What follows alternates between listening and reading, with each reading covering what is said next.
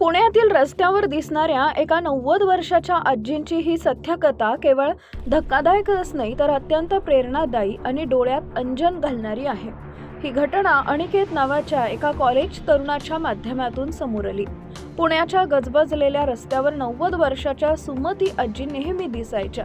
त्यांचे जुने पण स्वच्छ कपडे, चेहऱ्यावरच्या सुरकुत्या आणि चालताना होणारी त्यांची धावपळ पाहून कोणालाही त्यांची दया यायची। अनिकेत रोज त्यांना पाहायचा। कधी त्या जड पिशव्या घेऊन चालत असायच्या तर कधी थकल्यामुळे रस्त्याच्या कडेला बसून राहायच्या। एके दिवशी अनिकेतनं त्यांना पाण्याची बाटली आणि डब्यातील चपाती देऊन मदत केली। मात्र आजींच्या डोळ्यात दिसलेला कमालीचा आत्मविश्वास आणि स्वाभिमान पाहून अनिकेतला प्रश्न पडला की इतक्या या वृद्ध असूनही या माऊलीत इतकी जिद्द कशी? कुतूहलापोटी अनिकेतनं एक दिवस त्यांचा पाठलाग केला। त्याला वाटलं होतं की आजी एखाद्या झोपडपट्टीत किंवा मंदिरात राहत असेल, पण आजी एका चाळीतील त्यांच्या स्वतःच्या घरात गेल्या। अनिकेतनं खिडकीत डोकावून पाहिलं तेव्हा त्याला मोठा धक्का बसला।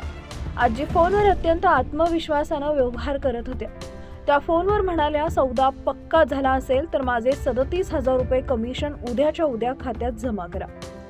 एका गरीब दिसणाऱ्या वृद्ध महिलेने एका फोनवर 37,000 रुपये कमावले हे पाहून अनिकेत गोंधळून गेला।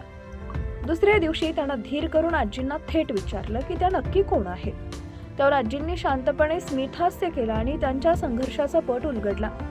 आजींनी सांगितलं की वयाच्या 16व्या वर्षी त्याचे लग्न झाले, पण काही काळातच पती त्यांना सोडून गेले। माहेर आणि सासर दोन्हीकडून कोणताही आधार मिळाला नाही, पण त्यांनी हार मानली नाही। त्यांनी शिवणकाम केले, चक्की चालवली आणि स्वतःच्या हिमतीवर आयुष्य उभं केलं। इतकंच नाही तर त्यांनी संयुक्त महाराष्ट्राच्या चळवळीतही भाग घेतला आणि त्यासाठी त्यांनी तुरुंगवासही भोगला होता।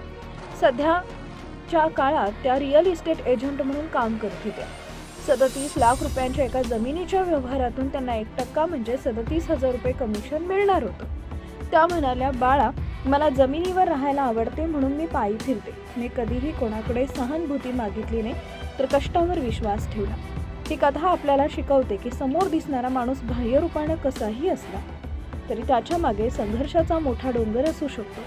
कष्टाची आणि स्वाभिमानाची जोड असेल तर वय केवळ एक आकडा ठरते।